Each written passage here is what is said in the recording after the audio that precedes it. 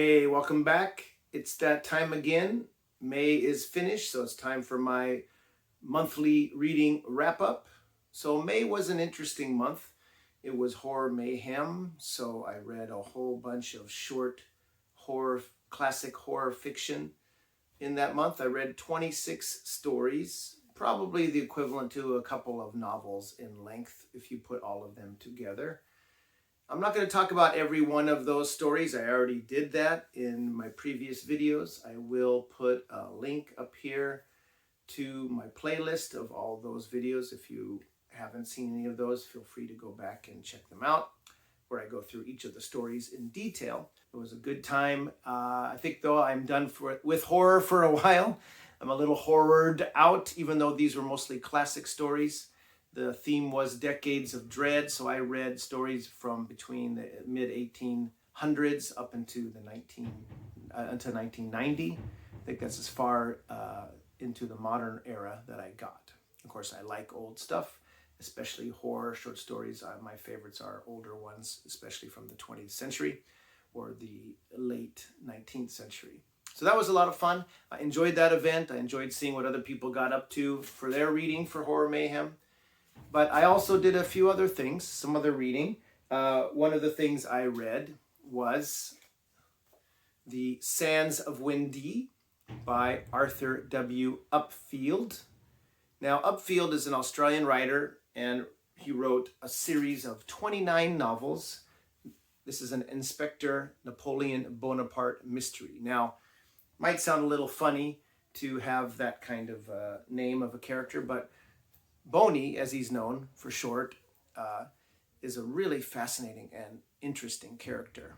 Now, Arthur W. Upfield wrote the first Boney novel. This is the second one. The Winds of Sandee is the second one, written or published in 1931, following the very first Boney mystery, 1929's The Barraquee Mystery. And he wrote, like I said, 29 of these novels in the mystery series. That the last one was published posthumously. I think a few other writers chipped in to finish it up. Upfield had wrote most of it. There was the Lake Frome Monster from 1966. Now, this was quite a popular series and published all over the world. This is the Charles Scribner's and Sons series. There's a whole bunch of, I think almost all of the Boney novels are available for cheap on Kindle, or mostly cheap. This is one of those nice Scribner ones that has the heavier cardstock cover and thicker paper and very, very tiny print. This one took me quite a while to read, most of the month to read. Not that it wasn't good. It was quite good, as most of the ones I have read have been of this series. But it's just very dense, and it's full of great description and tons of interesting characters, colorful characters. But let me talk a little bit about who Boney is. Boney, as he's known to friend and foe alike, I guess, is a half-caste, as they call it, in the rather, extremely outdated language. But this, again, is almost a 100-year-old book, so it has to be forgiven some things. By the standards of the time, this is quite sympathetic to the Aboriginal people, and especially the half-Aborigine, half-white character, Boney. But this one does have some cringe-inducing language spoken by several other of the characters, especially the white characters. I think it's probably, indicative of the time, and so, one has to take it as that is. If one is able to put up with that kind of thing, you will find a really interesting mystery here. Now, since it's an earlier version or earlier entry in this series, there's a little more of that. It gets a little less so as the series goes on. But just like with Mr. Moto or Charlie Chan, the character that is, treated as other than the whites is the smartest man in the room. By far, his brain operating more quickly, and he is presented far more sympathetically than most anyone else. So let's talk about Boney. He's an interesting character. Like I said, he had a Aboriginal mother and a white father, and he is college educated, but as he calls it in this one, at a certain age, he felt the call of the bush, which meant he had to go walk about feeling the vibe, I guess, of his Aboriginal ancestors, Native Australian ancestors. And so he is an expert tracker. He knows the lay of the land and the outback extremely well. He became a police officer. He's a detective with the Australian police. I believe he operates out of somewhere in New South Wales, but he goes, this is where it's very interesting about him, despite the time, where he might not have been receiving as being a half Aborigine. He might be looked down on by his white superiors in the police force, the commissioner of police and the chief constable or chief inspector or whatever.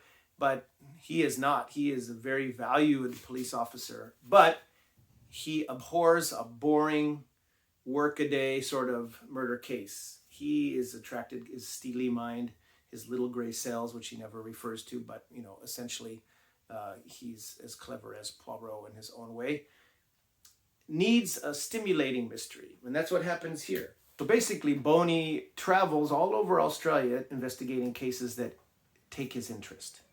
And what makes this series really special is it's got all the kind of classic murder mystery aspects that people like. There's a strange murder somewhere and lots of suspects. But this series is so unique because almost all of them, very few of them, are set in a kind of urban or town setting. There are a few, just to show that Boney can operate in that kind of situation just as well as he can in the bush. But most of them are set way out in remote areas of Australia that are, they're very wonderfully depicts the kind of person, the kind of odd assortment of people who work out in various ranches or sheep farms, as in the case of this one, or in fishing communities, whatever. And Boney always fits in pretty well. Quite often he'll pose undercover. He'll go undercover and not say who he is, other than he'll show his ID and a letter of introduction to the local police constable or sergeant in the area. And again, most of these areas are really remote. And he goes out and inveigles himself into a situation. Either he gets a job, as he does here, working on a farm or a ranch, and begins to look into the case. And it might take him several weeks or even months to figure that out. Meanwhile, back at his Queensland police headquarters, his boss is fuming. "Where is Boney? I need him here to solve such and such a case." But Boney's like, "No, I'm busy with my own case. I'll be there when I show up. I can quit if you want. If you want me to fire me, I'll quit." And then they'll always want him back because he's so brilliant. Anyway, he goes to a different state than Queensland. He goes into the west part of, or the northern part of New South Wales. Kind of good depiction of, the cover again showing some of the things that are important. A blue, I believe, sapphire, or is it an opal? Anyway, with some ants crawling around it. And maybe Boney and a horse with the dry hills behind. I'll just read you the back to kind of give you a little short form of the plot. I'm not going to go into it too much, but no one but Inspector Napoleon Bonaparte saw anything unusual about the abandoned car in the background of the police photograph. But to Boney, it signifies that the disappearance of Luke Marks near Windee station was no accident. Why had Marks driven out to Windee? Had he been murdered? Or had he, as the local police believe, wandered away from his car and been overwhelmed by a dust storm? Boney knows that the answers to these and many other questions lie buried in the sands of Windee. Okay, so in other words, he's investigating a cold case. Boney doesn't even know if there is a body. No body has turned up. Where has this man gone? Boney's pretty sure he's been murdered, but how has the body been disposed of, and who did it? And so he joins up. He wanders into this sheep farm run by a man named Jeff Stanton. Now, Jeff Stanton, the one who runs this massive sheep farm out in the middle of this kind of harsh, desolate landscape, he's referred to as a squatter in this book, which is an interesting term. When we think of squatter in American English, we think of someone taking over a house or building that doesn't belong to them. But that's not what Jeff Staunton is. He is a rancher, basically. He runs a big sheep ranch. He's a millionaire, even though he keeps things, low cost for himself. He has a beautiful daughter. There's usually always a beautiful daughter or woman involved in these cases, just like most mysteries of the time, I suppose. Most Golden and Silver Age mysteries have a beautiful woman in there somewhere. I guess most books do, generally speaking. But the thing that makes Jeff Staunton stand out is that he treats his workers very fairly. He pays them above average wage, and so they are fiercely loyal to him. And Upfield is expert at describing not only the landscape, but the kind of people that gravitate here. Maybe some of them are fleeing some other background that they don't want known, but they've found a way to carve out a life, carve out a niche in this kind of hardscrabble farming or ranching community, not farming particularly. And Upfield goes into great detail about it. Kind of introduces all sorts of interesting characters. Some of them are murder suspects, and of course describes the place and the lifestyle, including a large wildfire that breaks out at the end, and it's very excitingly depicted as Boney travels, or kind of barely escapes being burned by the fire himself as he's tracking the killers. And of course the killers in this case are rather sympathetic, as often happens from one of the ones I've read so far anyway.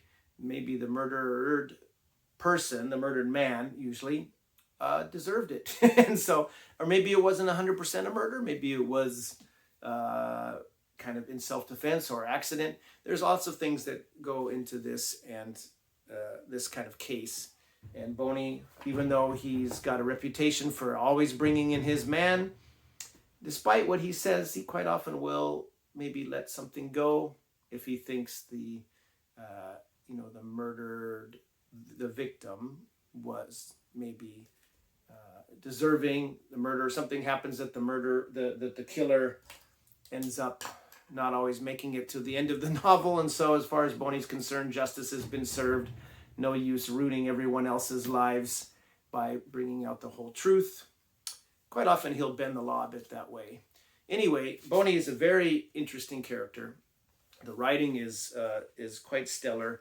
There is, of course, racist language at the time, which is unfortunate. It does get a little bit less as the series goes on, but it's really, if you want a depiction, if you can get past that and you want a clear depiction or a very vivid depiction of what life might have been like in the outback or other parts of Australia. Like I said, some of these are indeed set in towns like Melbourne or I don't think Sydney, but I know one's set in Broome, The Widows of Broome.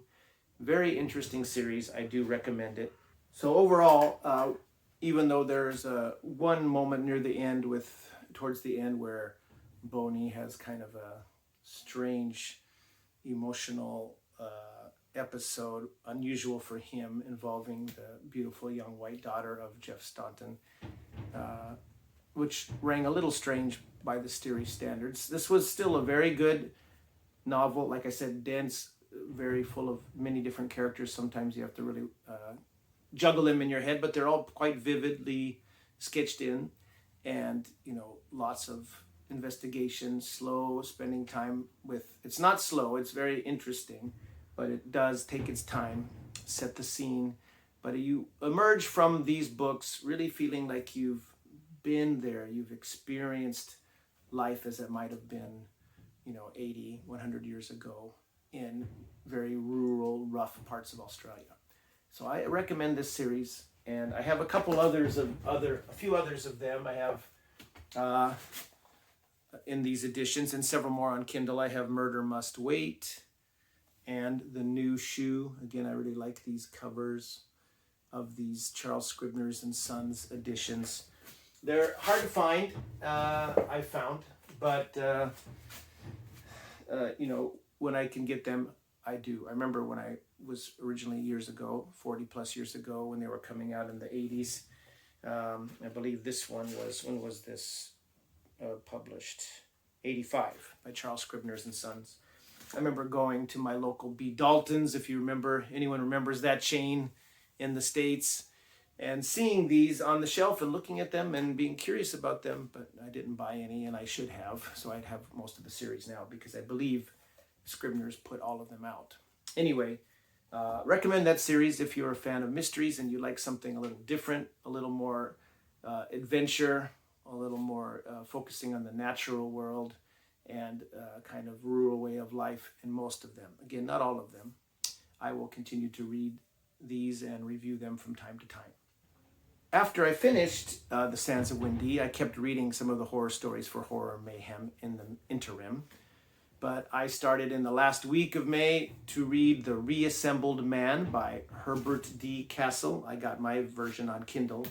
I read this book. I normally would not have sought it out or searched it out, but Jake at Pulp Mortem and Tim at Secret Fire Books and Nick at the Book Graveyard, 3 great booktubers with fantastic channels. They run the Elusive exclusive book society. They do live streams where they invite guests on to talk about a certain book. And very kindly, they invited me along with Deb, the omnivorous reader. Speaking of Australia, she lives in Australia and is familiar with Upfield, I believe.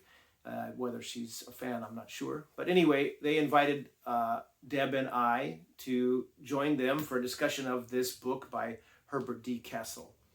And it purported to be a science fiction novel, but really is more of a sleaze book, I guess, from 1964. And we dissected this book and kicked it to the curb and head stomped it pretty thoroughly in the Eves video, which I'll link to below.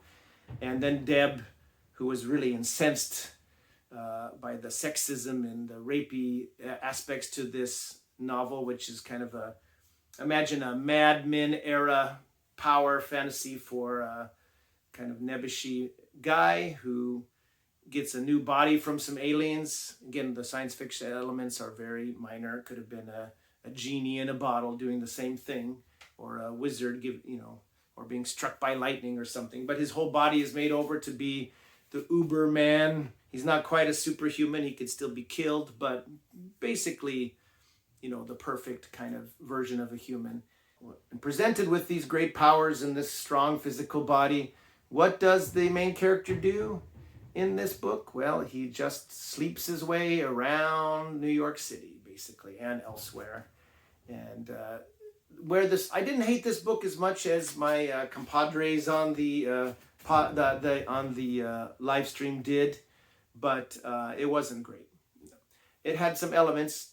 You could see that Kastle, this writer Herbert D. Kastle, who wrote several other novels, looking at his bibliography on Goodreads, and some of them sound fairly interesting, but they all sound sleazy, and that seems to be where he's most interested in having guys score with hot chicks.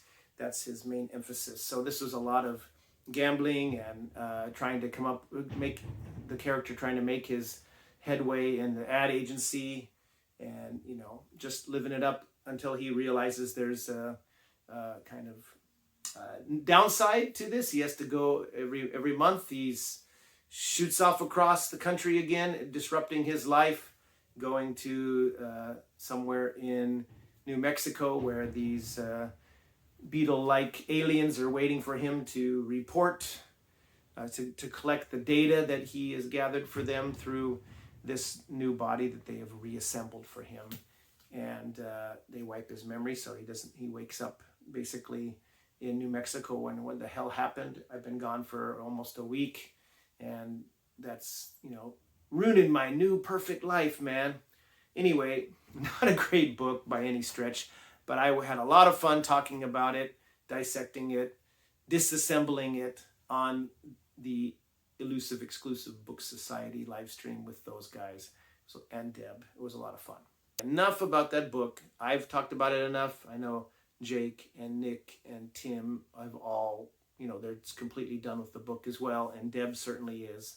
I wouldn't be surprised if Deb has fed it to her pet cockatiel to use as a scratching material in the bottom of its nest.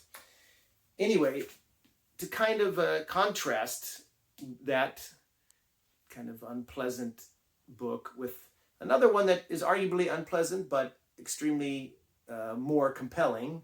The very last day, I got to kind of jump the gun on the June on the Range incoming month of June. Of course, Michael K. Vaughan's great event, many booktubers taking part in or co-hosting June on the Range, where everyone reads some westerns of some kind, short stories or novels.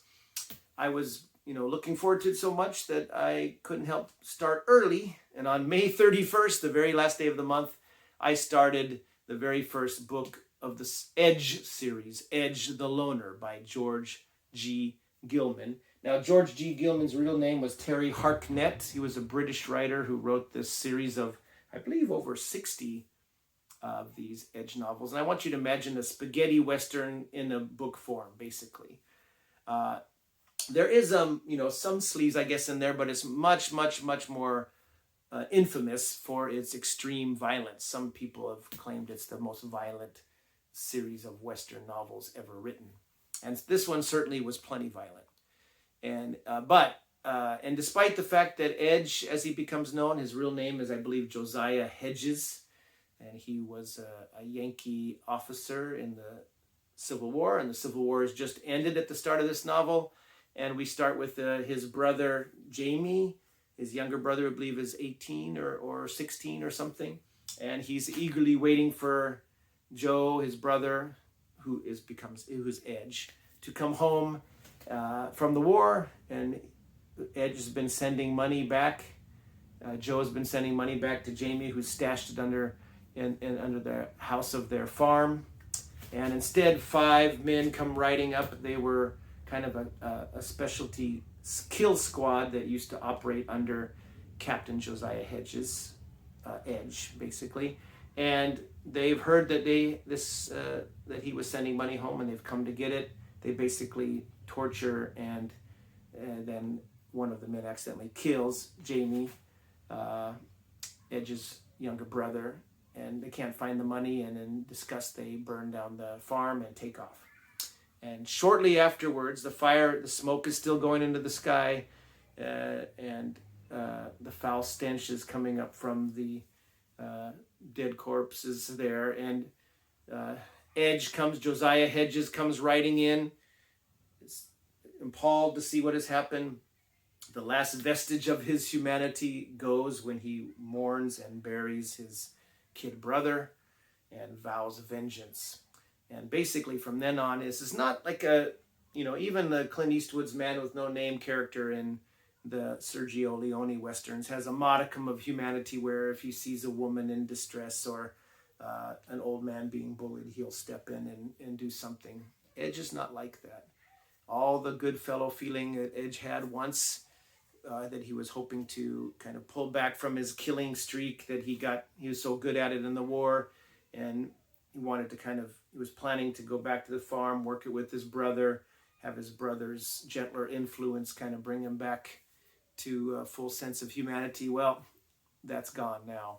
And Edge is just a lean, mean son of a bitch. And while he won't hassle someone who's innocent, usually, if they are giving him any guff or they're in his way, watch out. And he's not gonna, he'll sit there and watch evil being done, and if it's not kind of coming his way, or if it's not to his benefit, he won't necessarily step in like the normal laconic cowboy hero, wandering hero. Edge is no hero, but what he is really adept at killing, and boy does he get his revenge in this one. And also gets several episodes along the way as he's following these men who murdered his younger brother. He follows their trail and comes across various problems and situations along the way, which usually ends up with him doling out some vicious violence as he goes. He carries a razor in a pouch that he has under his shirt or under his back, and he can whip it out and somebody's throat pretty quick.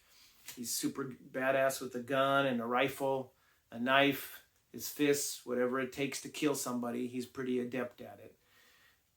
Anyway, he's not a likable character, but unlike the character of Ed Burner, the main character of the Reassembled Man, who doesn't really have any redeeming qualities either, Edge is compelling.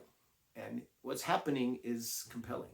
And Gilman, Harknett, whatever you want to refer to him as, the writer, is really good at setting the scene, setting up these situations, and depicting the brutal aftermath of the violence that explodes out of various tense moments in the book. It was a short novel, and before I knew it, I was done with it at the last day of the month, so I can't count it towards my June on the Range reading. It counts for the previous month for May's reading, but it did turn. So I ended up reading 3 novels and 26 short stories, so which the 26 stories probably work out to another couple novels. So by my pace of about 5 books a month while I'm working 6 days a week now, so it's no excuse. I know a lot of other booktubers who read a lot more are working also, but I do have a pretty intense workload at the moment. Once I'm on summer vacation, I hope to increase the amount of books that I read. I know back in March, before I started working again, I read 8 books that month. So not all of them were long, though, that's for sure. Anyway, if I can keep a 4 to 8 book kind of pace a month, I'm pretty happy. That's good by my standards. So overall, fun reading month. Did a lot of videos regarding Horror Mayhem. I really enjoyed the Eebs live stream, and I'm looking forward to what I get up to for June on the Range. I won't only be reading Westerns for June on the Range, but for June, I'll be reading other things as well. But of course, I'm going to enjoy getting into some Westerns and, kind of staying away from horror for a little while.